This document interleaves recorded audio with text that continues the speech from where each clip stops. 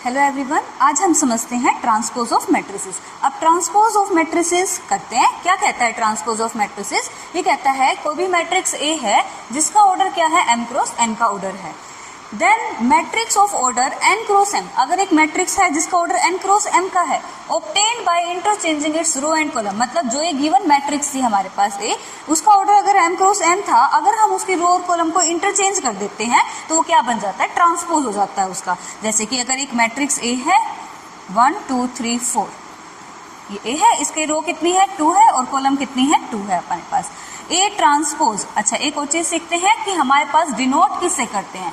Transpose जो है वो डिनोट होता है हमारे पास, ए के ऊपर हम डैश लगा देते हैं या ए के हम पावर कैपिटल टी लिख देते हैं। इसको डिनोट करने का तरीका है ट्रांसपोज को। अब वापस एग्जांपल पे आते हैं। अगर एक मैट्रिक्स है ए जिसका ऑर्डर 2 क्रॉस 2 का है, तो क्या कहता है, रो को और कॉलम को इंटरचेंज कर देना। रो क्या है हमारे पास 1 और 2 है हमारे पास, फर्स्ट रो, सेकंड रो कौन सी है 3 और 4। तो ए ट्रांसपोज मतलब रो को कॉलम में चेंज कर देना, यानी 1 2 रो है, इसको कॉलम में चेंज कर देना, यानी 1 2। 3 4 रो है हमारे पास, इसको कॉलम में चेंज कर देना, क्या कहलाता है हमारे पास, ट्रांसपोज। ये तो चलो स्क्वायर मैट्रिक्स थी तो ऑर्डर क्या रहेगा, सेम रह रहा है हमारे पास, लेकिन ये चेंज हो जाता है। जैसे एक और उठाते हैं, कोई एक मैट्रिक्स बी है जो हमारे पास 1 2 3 4 5 6 इस टाइप से दी हुई है। रो कितनी है 2 रो है और कॉलम कितनी है 3 है हमारे पास। तो बी ट्रांसपोज निकालना है। ट्रांसपोज यानी कि रो को कॉलम में, कॉलम को रो में चेंज कर देना। यानी फर्स्ट रो क्या है 1 2 3, तो इसको कॉलम में चेंज कर देना 1 2 3। अब 4 5 6 सेकेंड रो है, इसको भी सेकेंड कॉलम में चेंज कर देना 5 6 4 5 6। अब रो कितनी है 3 रो है और 2 क्या है, कॉलम है। इसको हम क्या बोलते हैं, ट्रांसपोज। जब रो और कॉलम को हम क्या कर देते हैं, इंटरचेंज कर देते हैं, तो हमारे पास क्या कहता है, वो ट्रांसपोज कहलाता है। और करते हैं ट्रांसपोज की प्रॉपर्टी। क्या कहती है पहली प्रॉपर्टी, अगर किसी भी मैट्रिक्स का ट्रांसपोज का वापस से ट्रांसपोज करेंगे वो मैट्रिक्स खुद ही आ जाएगी। जैसे कि एक एग्जांपल लेते हैं, कोई भी एक मैट्रिक्स ए है 1 2 3 1 5 2 है।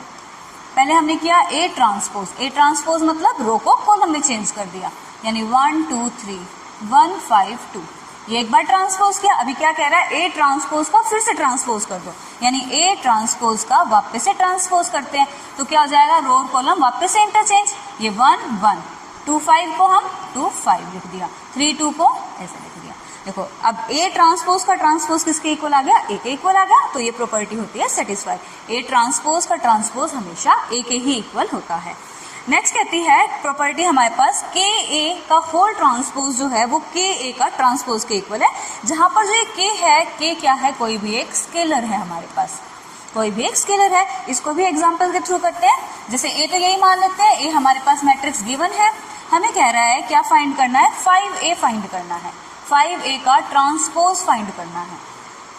तो सबसे पहले 5a निकालते हैं हम। 5a यानी कि 5 और यहाँ पर 1 2 3 1 5 2, स्केलर मल्टीप्लीकेशन है, मल्टीप्लाई कर दो, क्या हो जाएगा 5 10 15 5 25 2। ये हो गया हमारे पास। अब इसका क्या कहता है, ट्रांसपोज और करना है, 5a का होल ट्रांसपोज, यानी कि रो को कॉलम में 5 10 15 5 25 2 5 25 10। ये हो गया हमारे पास। ये तो क्या है हमारे पास, के ए का होल ट्रांसपोज। अब हमें प्रूफ क्या करना है, के ए का ट्रांसपोज भी सेम आएगा, मतलब हमें प्रूफ करना है कि 5a का ट्रांसपोज, यानी कि 5a का ट्रांसपोज फाइंड करना है। तो 5 को एज इट इज a का ट्रांसपोज करेंगे तो ये क्या हो जाएगा 1 2 3 1 5 2। अब स्केलर मल्टीप्लीकेशन है तो सोल्व कर दो इसको, 5 5 10 25 15 और 10। ये आ गया ना दोनों सेम। 5a का ट्रांसपोज जो है वो किसके इक्वल है, 5a के होल ट्रांसपोज के इक्वल है। तो ये प्रॉपर्टी भी क्या होती है, सेटिस्फाई। कि यहाँ पर स्केलर है, स्केलर हमें पता ही है 1 2 3 कुछ भी हो सकता है, a b c भी हो, कुछ भी हो हमारे पास, उसको स्केलर बोल दिया। अब नेक्स्ट प्रॉपर्टी आती है अपने पास a प्लस बी का whole transpose. a plus b का होल ट्रांसपोज जो है वो किसके इक्वल होता है, a के ऊपर ट्रांसपोज अलग कर दो, b के ऊपर ट्रांसपोज अलग कर दो, वो क्या हो जाएगी, प्रॉपर्टी सेटिस्फाई हो जाएगी। इसे भी एक एग्जांपल से कर लेते हैं कि हमारे पास एक मैट्रिक्स a है, एक मैट्रिक्स a है जो हमारे पास है 5 6 2 1 8 1। और एक मैट्रिक्स बी है वो हमारे पास है 1। अब हमें पता है एडिशन ऑफ मैट्रिसेस है तो दोनों का ऑर्डर क्या होना चाहिए, सेम होना चाहिए। किसी भी दो मैट्रिक्स का एडिशन तभी पॉसिबल है जब दोनों का ऑर्डर सेम हो, तो मैं ऑर्डर सेम लेके चलेंगे। अब देखो इसका ऑर्डर कितना है 2 क्रॉस 3 का है, इसका भी ऑर्डर कितना है 2 क्रॉस 3 का है। पहले कहता है a प्लस बी का होल ट्रांसपोज। सबसे पहले हम फाइंड करते हैं a प्लस बी यानी कि कोरस्पॉन्डिंग एलिमेंट में ऐड हो जाएंगे। 5 plus 1 6, 6 plus 1 7, 2 plus 2 4, next 1 plus 3 4, 8 plus 4 12, 1 plus 1 2, ये हो गया। a प्लस बी निकल गया। अब क्या कहता है इसका ट्रांसपोज। अगर हम इस पे ट्रांसपोज अप्लाई करें यानी इस पे ट्रांसपोज तो क्या हो जाएगा हमारे पास 6 7 4 4 1 4 12 2, ये चीज आ गई। a प्लस बी का होल ट्रांसपोज हमारे पास इसके इक्वल आया। अब हमें किसके इक्वल दिखाना है, a प्लस बी के होल, a प्लस ए का ट्रांसपोज प्लस बी के ट्रांसपोज के इक्वल दिखाना है। तो a का ट्रांसपोज किसके इक्वल है हमारे पास 5 6 2 1 8 1, और b का ट्रांसपोज किसके इक्वल आ जाएगा हमारे पास 1 1 2 3 4 1। क्या फाइंड करना है हमें, a का ट्रांसपोज प्लस b का ट्रांसपोज, दोनों को ऐड कर देते, क्या आ जाएगा हमारे पास 5 plus 1 6, 6 plus 1 7, 2 plus 2 4, 1 plus 3 4, 8 plus 4 12, 1 plus 1 2। अब ये देखो ये दोनों चीज क्या आ गई, सेम आ गई ना, तो इसका मतलब ये प्रॉपर्टी भी हमारे पास क्या होती है, सेटिस्फाई होती है। तीनों हो गई। अब लास्ट ये बहुत इंपॉर्टेंट प्रॉपर्टी है, इसको देखते हैं। अब देखते हैं इसको। अब हमें ये वाली बात तो पता है कि ए बी की मल्टीप्लिकेशन तभी पॉसिबल है जब पहली मैट्रिक्स की कॉलम और दूसरी मैट्रिक्स की रो का रो सेम हो हमारे पास। तो करते हैं इसको भी। अगर हमारे पास एक मैट्रिक्स ए ली हमने जो क्या है 1 2 3 4, इसका ऑर्डर कितना है 2 क्रॉस 2 का है, तो बी का ऑर्डर क्या होना चाहिए, बी की जो रोज है वो तो 2 ही होनी चाहिए, कॉलम चाहे कुछ भी हो हमारे पास। तो हम एक काम करते हैं, पहले सिंपल ही कर लेते हैं इसको ऐसे ही, यानी कि इसका ऑर्डर भी कितना है 2 क्रॉस 2 का है। अब क्या कहता है, पहले ए बी की मल्टीप्लाई करनी है फिर उसका ट्रांसपोज करना है। ए बी की मल्टीप्लाई करते हैं, ए बी की मल्टीप्लाई यानी 1 3 2 4, इसकी मल्टीप्लाई 3 1 4 1 के साथ करते हैं। फर्स्ट रो फर्स्ट कॉलम की मल्टीप्लाई, 1 की मल्टीप्लाई 3 के साथ 3, 2 की मल्टीप्लाई 1 के साथ 2 हो गया। फिर next first row second column, 1 4 जा 4, 2 1 जा 2, नेक्स्ट 3 3 जा 9 और ये 4, 12 प्लस 4, यानी कि हमारे पास आंसर क्या आ गया 5 6 13 और 16। ये हमारे पास क्या निकला है, ए बी निकला है। अभी क्या करना है हमें, ए बी का होल ट्रांसपोज करना है। ए बी का होल ट्रांसपोज, ट्रांसपोज का मतलब रो और कॉलम इंटरचेंज कर देनी, यानी कि रिजल्ट क्या आएगा 5 6 13 और 16। एक पार्ट तो हमारा हो गया सॉल्व। अब दूसरा क्या कहता है कि ये हमारे पास किसके इक्वल होगी, बी की ट्रांसपोज इंटू ए की ट्रांसपोज। फर्स्ट हम फाइंड करते हैं ए का ट्रांसपोज। ए का ट्रांसपोज किसके इक्वल है 1 2 3 4 के, और बी का ट्रांसपोज किसके इक्वल है हमारे पास 3 4 1 1 के इक्वल है। अब क्या करना है हमें, बी ट्रांसपोज ए, पहले बी का ट्रांसपोज फिर ए का ट्रांसपोज, इन दोनों की मल्टीप्लाई करनी है। 3 4 1 1 1 2 3 4। अब इन दोनों को मल्टीप्लाई कर देते हैं, 3 1 जा 3 प्लस यहाँ पर 2, फर्स्ट रो सेकेंड कॉलम 3 3 जा 9 प्लस 4, नेक्स्ट 4 1 जा 4 और यहाँ पर 2 हो जाएगा। यहाँ से 4 3 जा 12 प्लस 4, कितना आ जाएगा यहाँ पर से 5 13 6 और 16। क्या हमारे पास ए बी का होल ट्रांसपोज, बी का ट्रांसपोज ए के ट्रांसपोज के इक्वल है। देखो दोनों चीज क्या है, इक्वल है, तो ये प्रॉपर्टी भी क्या होती है हमारे पास, सेटिस्फाई होती है। आगे नेक्स्ट करते हैं, इसके कुछ क्वेश्चंस करते हैं। अच्छा ये तो सिंपल क्वेश्चन है, क्या कहता है find the transpose of the matrix. Transpose करना है, कितना ऑर्डर है इसका हमारे पास, कितनी रोज है 3 तो रोज है और 4 क्या है कॉलम है हमारे पास,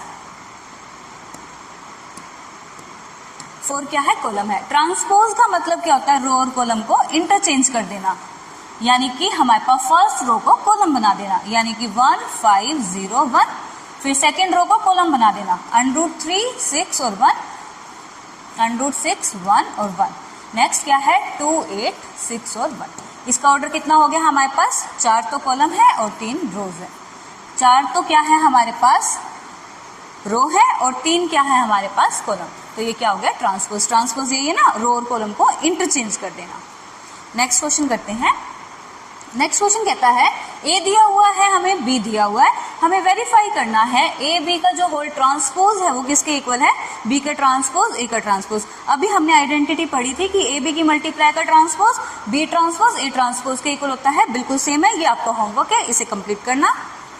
नेक्स्ट करते हैं, ये कहता है कि हमारे पास एक मैट्रिक्स ए दिया हुआ है सच दैट ए ट्रांसपोज की, ए और ए ट्रांसपोज एक दिया हुआ है, उसके ट्रांसपोज के साथ उसे मल्टीप्लाई करेंगे तो 9 इंटू आइडेंटिटी मैट्रिक्स आएगा। फिर कहता है फाइंड करो वैल्यू ए और बी की वैल्यू भी फाइंड करनी है। सबसे पहले हमें ए तो पता है, ए ट्रांसपोज फाइंड करते हैं। ए ट्रांसपोज यानी रो और कॉलम को इंटरचेंज कर दो, 1 2 2 2 1 माइनस का 2 ए 2 बी।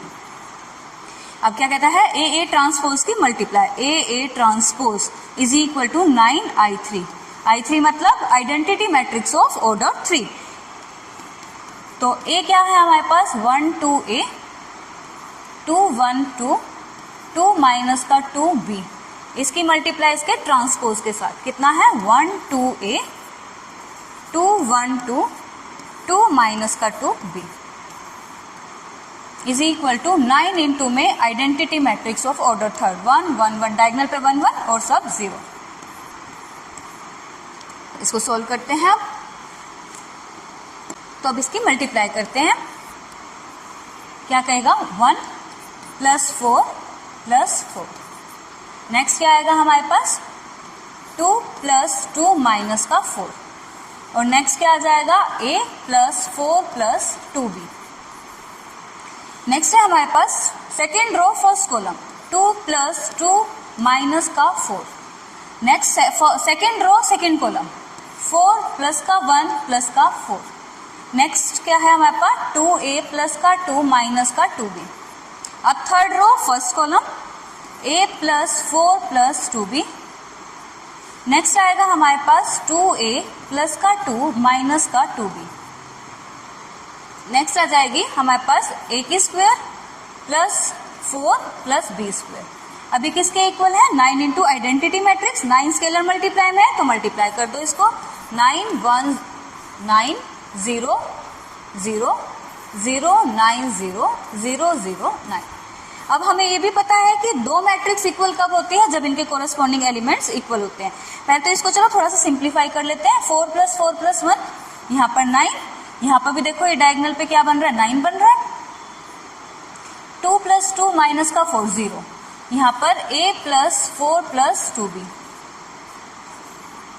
नेक्स्ट यहाँ पर कितना आ गया 0 आ गया, यहाँ पर से 2a प्लस का 2 माइनस का 2b, a प्लस 4 प्लस का 2b, यहाँ पर हमारे पास 2a प्लस का 2 माइनस का 2b, a की स्क्वायर प्लस b की स्क्वायर प्लस का 4, 9 0 0 0 9 0 0 0 9। हमें पता है दो मैट्रिक्स इक्वल है, कोरस्पॉन्डिंग एलिमेंट्स इक्वल होने चाहिए, 9 9 के इक्वल है, 0 0 के इक्वल है, ये वाली टर्म यहाँ पर 0 के इक्वल होने चाहिए। तो हम क्या लेके चलेंगे a प्लस 4 प्लस 2b जो है वो किसके इक्वल है 0 के इक्वल है, a प्लस 4 प्लस 2b जो है वो 0 के इक्वल है। नेक्स्ट यहाँ 0 यहाँ 9 0 9, ठीक है, ये वाली टर्म आ जाएगी। आगे 2a प्लस का 2 माइनस का 2b इज इक्वल टू 0। यहाँ पर से भी क्या था, अब a plus 4 plus 2b is equal to 0, ये सेम ही है, ये वाली स्टेटमेंट ही बन जाएगी। नेक्स्ट 2a प्लस 2 माइनस का 2b इज इक्वल टू 0, ये स्टेटमेंट यही है, तो दोबारा लिखने की जरूरत ही नहीं है, सेम ही हो जाएगा। लास्ट में क्या कहता है ये a की स्क्वायर प्लस b की स्क्वायर प्लस का 4 इज इक्वल टू 9 के इक्वल आता है। एक काम करते हैं, हमें a और b की वैल्यू फाइंड करनी है, इन दोनों को सब्स्टिट्यूट एलिमिनेट करके हम a और b की वैल्यू फाइंड कर सकते हैं। इसका यूज हम बाद में कर लेंगे चेक करने के लिए। तो देखो अब सीधा ही ऐड कर देते हैं इसको, तो ये कैंसिल हो जाएगा। 3a प्लस का 6 इज इक्वल टू 0, a की वैल्यू क्या आ गई माइनस का 2। अब ऊपर वाली स्टेटमेंट में रख देते हैं, माइनस का 2 प्लस का 4 माइनस प्लस का 2b is equal to 0, 2 plus का 2b इज इक्वल टू 0, यानी कि b की वैल्यू क्या आ गई माइनस का 1। अब हम ये चेक कर लेते हैं, a और b की वैल्यू हम फाइंड कर चुके हैं। अब हम चेक करते हैं a की स्क्वायर प्लस b की स्क्वायर प्लस का 4 इज इक्वल टू 9 में a और b की वैल्यू यहाँ पर हम पुट करके देखते हैं। a की जगह पे माइनस के 2 का स्क्वायर प्लस बी की वैल्यू क्या है माइनस का 1, इसका होल स्क्वायर प्लस का 4, ये 9 के इक्वल आएगा या नहीं आएगा, ये चेक करते हैं। 2 2 ज़ा 4 प्लस 1 प्लस 4 क्या आ गया 9, तो यानी ए और बी की वैल्यू हमारे पास फाइंड हो चुकी है और हमने इसको चेक भी कर दिया। ये था हमारा क्वेश्चन।